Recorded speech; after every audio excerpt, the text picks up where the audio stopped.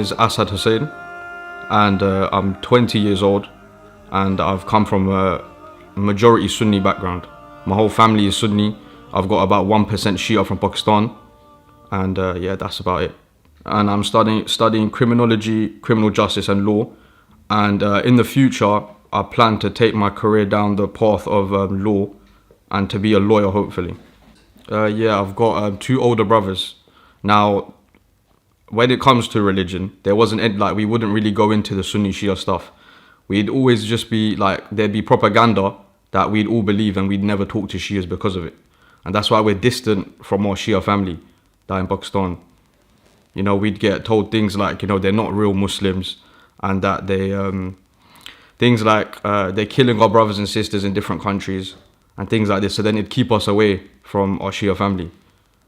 And yeah, there wasn't too much of the sectarian stuff anyway, but we just have these things in the back of our head. I used to go mosque, madrasa after school, primary school, every day, but they'd never talk about Shia stuff or Sunni stuff. It'd just be basic, you know. We'd get taught things like basically what the Sunni beliefs are, we'd just be taught them, but they wouldn't say this is just Sunni belief. They'd make it out as the only belief. We'd get told from people around us and online that Shias would beat themselves because they're cursed. That was one thing. Another thing was they believe Imam Ali alayhi salam is Allah. And there would be another one which would say Imam Ali alayhi salam is our last prophet. And then they'd say things like we curse and we do this and we do that. Now what they do is they add truth with falsehood. So then, you know, it keeps us away. Like, we might think that it's the truth, but really it's actually the falsehood that they add to it makes it completely false. And there's no truth to it at all. I started watching videos on YouTube in a place called Hyde Park, Speaker's Corner. And there'd be loads of Shia propaganda there, coming from Salafis particularly. Okay, they would promote their belief and say that, you know, where people of a Jew came up with Shiism. So I started believing these things. I didn't really question it. And when I finally saw that there was Shias that were actually at the park debating, because I'd become so extreme in hating Shias, I wouldn't listen to what they were saying. So anything they brought, I would reject it and say that, you know, they're liars, they're not Muslim, because we'd get put into our head that Shias are just like, they're not Muslim and they're trying to destroy us. I take you case, you're kafir. I take it, you're mushrik kafir. Yes. Thank you. You're mushrik kafir. I take you face. What, do you curse him behind closed doors then? No. I tried to contact the Shias that were at the park, and at first when I contacted them, it was just on a hate type of thing. You know, I would just mock them and insult them. And then when I actually did start speaking to them, you know, things started opening up, and I started questioning more and more. I started researching. I started looking at PDFs of like Sunni hadith that were compiled and not actually shown to the Sunni community, you know. So there was actually loads of Shia belief that you can prove from their books that doesn't get shown to everyone.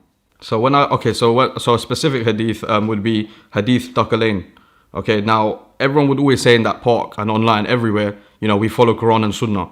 Obviously we follow that in principle, but that's not what the Prophet actually said, you know. So that hadith, I'm sure it goes something like, you know, I leave for you the Quran and my family, and if you hold on to these two, you will not go astray. After reading this, I would still make excuses and say things like, you know, oh, this is probably a Shia writing this and things like that, when I didn't really know about how hadith worked. When I found out it was in Sunni books everywhere, and the Quran and Sunnah thing wasn't really able to be authenticated, I started opening more and more, like I started having more and more questions. Then I started looking into the proper status of Imam Ali alayhi salam and the rest of the Ahlul Bayt. My overall reading and watching videos and altogether, it was about maybe 10 to 11 months. It could be 9 months, 9 to 11 months basically. Now I would get, there's someone, I should mention his name. His name's Sayyid Raza Rizvi. And he would send me books, but it wasn't Shia books, it was Sunni books. And there were like fringe opinions from Sunnis that would believe what we believe. You know, because there's people that say, you know, that's not from Sunnis at all. You know, for example, some people could believe that Imam Ali was greater than the other 3. Now, not everyone believes that, obviously, but there were people that did. So when I started looking into that, I started realizing that it's not just a Shia view. It was a Sunni view also, but then I was still making excuses and going, you know, the people that did fight Imam Ali alayhi salam, the people that did go against him just made mistakes. And then obviously in the Quran, Surah 33 verse 33 says that Allah purifies the Ahlul Bayt. Now, a logical argument in my head was, why would I follow people that are imperfect and can sin versus people that won't sin or can't sin? After about 7 to 8 months, when I was speaking to that to Sayyid Raza Rizvi, I wasn't admitting it that it was actually making a difference. I kept still trying to make excuses. I said to him I'd never become Shia in my entire life. And then about 1-2 more months down the line, I think about it every night. How can I follow these people after I know what they've done? So, and what the Quran says, that Allah chooses leaders on this earth. It's not by a shura. It's not by, councils and things like this, So all these things added together made me think I can't be on the truth. And it was just something that was never shown to us. I woke up one day and I called him and I said that I can't do this anymore. I've been thinking about it for too long, and I can't stay a Sunni because it doesn't make sense. It doesn't make sense for me to be a Sunni and not follow the Ahlul Bayt. And then there is some people that do claim they do follow, but then I don't believe you can follow the Ahlul Bayt and the people that went against them, together side by side. Okay, so for example, the first caliph and the second caliph, well, the first caliph stole the Prophet's daughter's land, Fadak. Now, Sunnis would think that this is impossible, because he's the greatest person after the Prophet and the best friend of the Prophet. This would never happen. Now, loads of them don't know that this happened, and some do know it happened, but they make excuses, just like I was making excuses and saying that, it's a mistake or he did right. Now, if you just have to add all the hadith together, Sunni hadith proves it, so it can't be brainwashing because it's from their own books. Their own books literally state that whoever hurts Fatima Zahra, Salamullah alayha, hurts me. That's what the Prophet said. Now, this is from their own hadith. And from their own hadith, it also says that Fatima Zahra died angry with their first caliph and the second caliph. So if you add these principles together, you can clearly come to a final decision, who you should be following and in what regard you should be following them. And like I said, that Surah 33 verse 33 is clear enough, So we should be following the Prophet's family and their righteous supporters instead of the people that went against them at least once in their life. When I was going through this and I hated Shias a lot, I was telling my mum that Shias are Kafirs myself. I was doing all this. I was being the person, because I was brainwashed. That's when I was brainwashed. I got so extreme to a point where anytime I spoke to a Shia online, I would just mock them and insult them. And I'd make live streams on YouTube talking about Shias not being Muslim. And I went really, really extreme in it, and I'd just really hate on them. And so I didn't really tell them. I was telling them about my family the opposite. My mum says, Ya Ali Madad. I said to her that was shirk. So I did all these things, and I was trying to bring them away from being closer to it. And then in the end, when I did tell them, my dad was fine with it, because he's on the side where I have Shia family in Pakistan, the 1%. And my mum, she was all right with it in the end, but at the start, they had a few questions. They wanted me to go to speak to different teachers and not really religious leaders because everyone was busy, but I did speak to my uncles that are supposed to be learned in the Sunni Shia polemics. Yeah, and then in the end, no one could refute the stuff I was bringing, so it just made my faith stronger. I've got a few cousins that say I'm not Muslim anymore, but other than that, it's been perfect. My mum, my dad, my brothers, everyone's fine. I've been speaking to my mum and my brothers about it, and they're just people that say if you pray 5 times a day, you read the Quran, you believe Allah is one, the Prophet is the last Prophet, then you're fine. So we still do have these debates about the Prophet's wives and how things had happened in the history. And when it does get to that, things do get a bit heated and stuff because they're elders and they don't really they weren't told these things, so they think it's just out of a random Shia book. So we can get to some conclusions, like we've had some progress, some people that did fight Imam Ali. Me and my family have come to the conclusion that they're not Muslim, and these were people that they respected before. Okay, so as a Sunni, all we saw it as was people, the cursed people are beating themselves and they're not Muslim, and that's all we saw it as. We didn't see it as mourning for the Prophet's family or nothing like that. We just saw it as extreme behavior and fake Muslims. Then as a Shia, I went to Marble Arch, and then I did go down to Tooting. And it was when I saw it from this point of view, it was different. because then I knew why everyone was mourning. And I also did go down to Birmingham, and it was like I felt a lot different, you know, because I knew who they were mourning for, why they were mourning, and it just felt a lot different than when I saw it as a Sunni.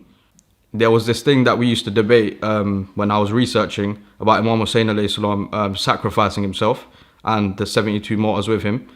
And the Sunni argument would be, why would Imam Hussein go to Kufa and get himself killed?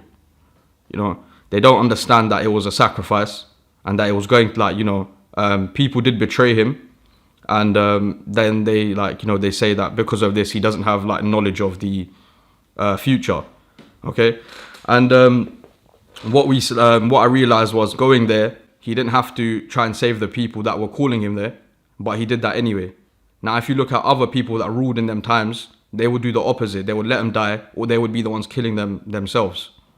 So Imam Hussein's character is something that needs to be spread around the world, and Imam Ali alayhi salam's character also, and Imam Hassan alayhi salam's character.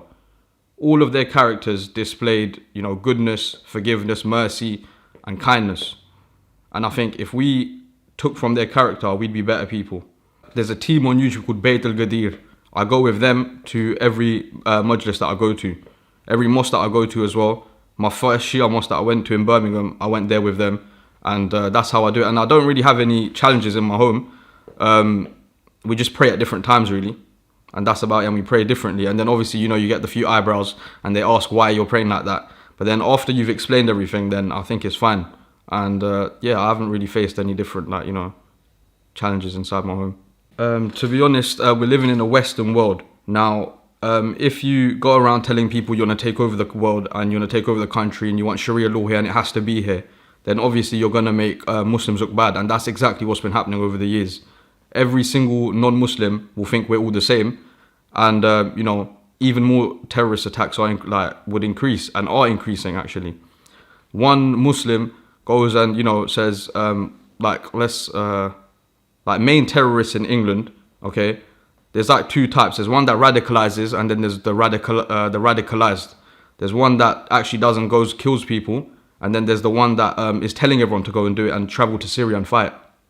It's not a good image for Islam, obviously. You know, people are being bombed, people are being killed, and we're all being blamed for it, and our Prophet gets mocked in the end of it, and Allah gets mocked, and our Quran gets burned by non-Muslims because of it. So if we fix our behavior, then, you know, that will reflect very well, and then non-Muslims would be able to, you know, learn more about our deen, and, you know, we could all live side by side. That's what I think we should do, instead of, you know, people going on the offensive and just trying to force their religion on everyone. Okay, so what I've learned is there won't be unity, but there can be coexistence. I don't want to give my beliefs, I don't want to forget my beliefs to be brothers with someone else. I'd rather we both live side by side, believe in different things. I don't need to antagonize you, you don't need to antagonize me, and we can both live side by side. I don't want to force my religion upon you, and I don't want you. It only becomes a problem when someone is trying to force their religion upon you. I don't care what someone else believes. We can talk about it and debate it and discuss it. And if someone's ignorant, then they're ignorant. You can't do nothing about it. But I don't want them to force their religion on me and make me believe a certain thing. Otherwise, there'd be violence and, you know, things like this. I don't want that. I'd rather me believe what I want, and us all Shias believe what we want, and Sunnis can believe what they want.